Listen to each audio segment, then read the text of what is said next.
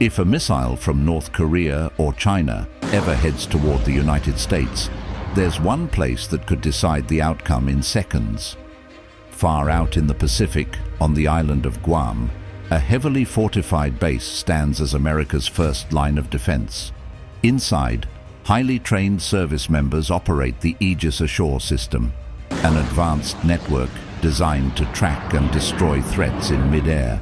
It can take down hundreds at once, and recently, that system faced a real challenge.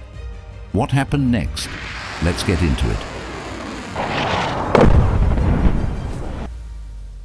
At 10:45 p.m. local time, something unusual flashed across U.S. military satellites. A searing infrared signature blazed over the vast emptiness of the Pacific Ocean. That kind of heat in that location could only mean one thing: a missile had been launched. Within seconds, alarms blared across a U.S. base, sending troops into action. There was no time to waste.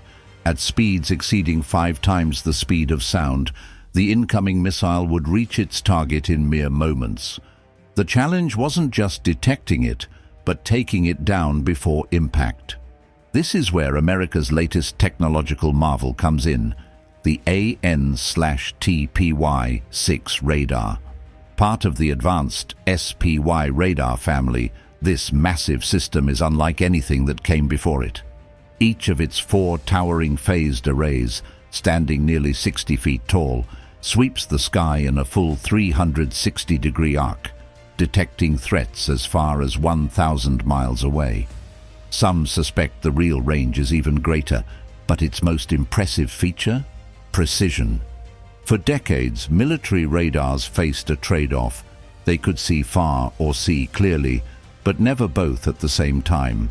The TPY-6 changes that. As the hostile missile completed its boost phase, it discarded debris, spent rocket motors, loose bolts, and countermeasures designed to confuse air defense systems. Traditional radars would struggle to distinguish the real warhead from the chaos, but the TPY-6 locked onto its target and never let go. With the missile now in its mid-course phase, the US response was swift. A vertical launch cell burst open, and an SM-3 block YIA interceptor roared into the night. Traveling at nearly 10,000 miles per hour, it closed in rapidly.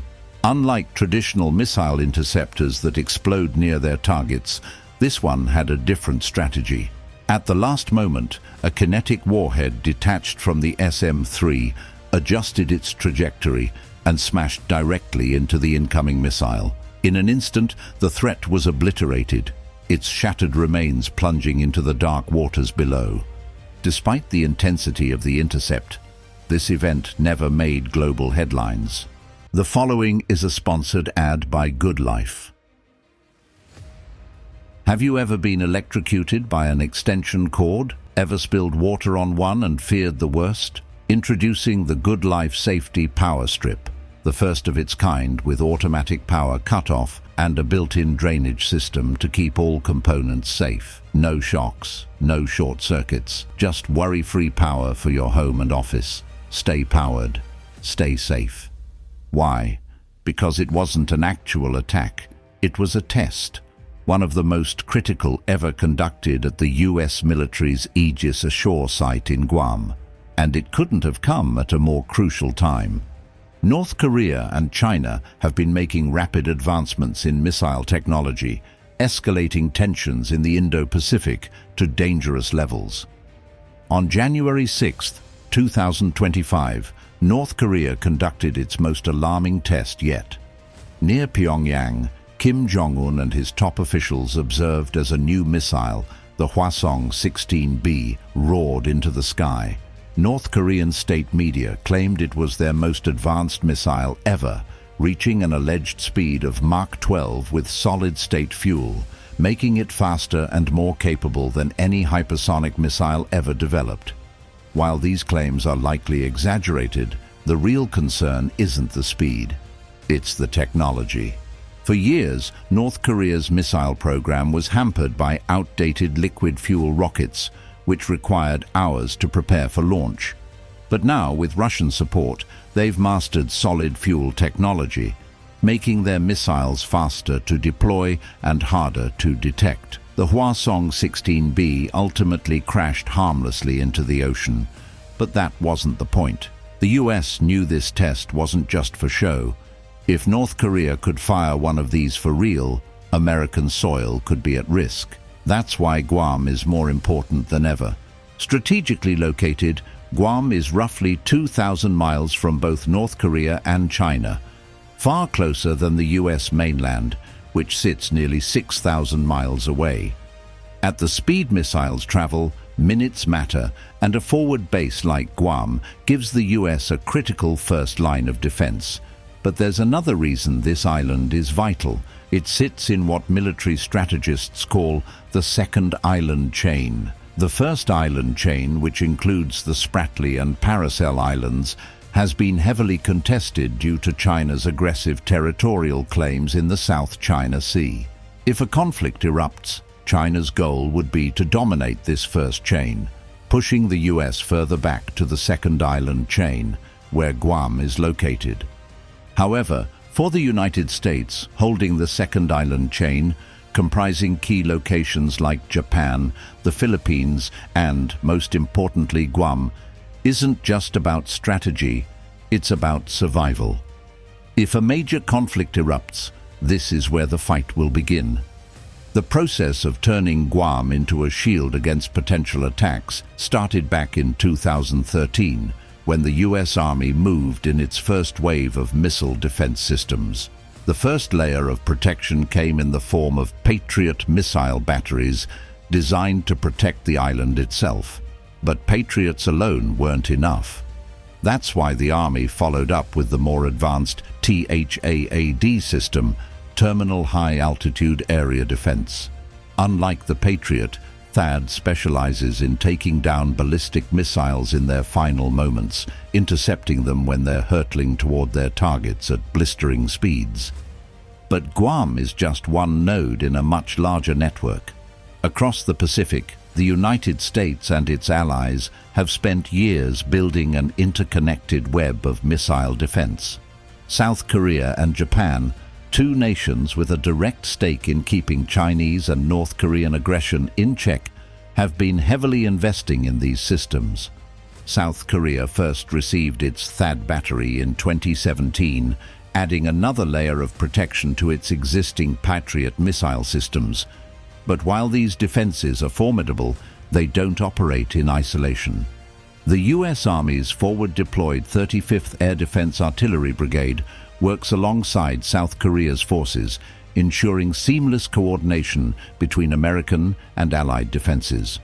The South Korean Navy also fields 3 Sejong-class destroyers equipped with Aegis, though they currently lack the SM-3 missiles needed for true ballistic missile defense. Japan, meanwhile, has taken a different approach. While it also operates Patriot batteries, its main missile defense effort revolves around its 8 Aegis-equipped destroyers, large, heavily armed warships that closely resemble their US counterparts.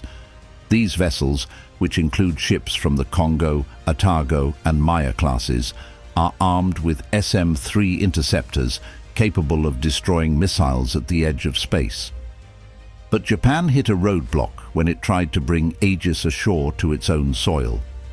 Civilian safety concerns, skyrocketing costs, and local opposition ultimately led the government to scrap the program. Instead, Japan is now working on a different solution: 2 massive 20,000-ton mega destroyers built specifically for missile defense, each packing around 200 vertical launch cells. Despite these advancements, both South Korea and Japan still have gaps in their capabilities, and that's where the US Navy steps in. Right now, the United States operates 83 Aegis-equipped ships, including 51 destroyers and 2 cruisers fitted for ballistic missile defense. Many of these vessels are stationed in and around Japan, continuously patrolling the waters of the Indo-Pacific to provide round-the-clock protection. But even with these ships in place, there's a problem: the Chinese Navy. The People's Liberation Army Navy has been growing at an astonishing rate, and it now boasts over 370 surface combatants. While the US Navy still holds the edge in total tonnage and firepower, America's fleet is stretched thin across the globe, while China can concentrate its forces in a single region. If a full-scale conflict ever breaks out, Beijing could potentially achieve local naval superiority. That's why Guam is so critical. If war erupts, this island won't just be a defensive stronghold, it will be the launching point for America's counterattack. The US Air Force keeps a rotational deployment of heavy bombers at Andersen Air Force Base, including B-52s and, when needed, B-2 stealth bombers. Armed with long-range cruise missiles, these aircraft can strike enemy missile sites before those threats ever get the chance to launch. So, if a real war ever starts in the Pacific, one thing is certain: Guam will be at the center of it all.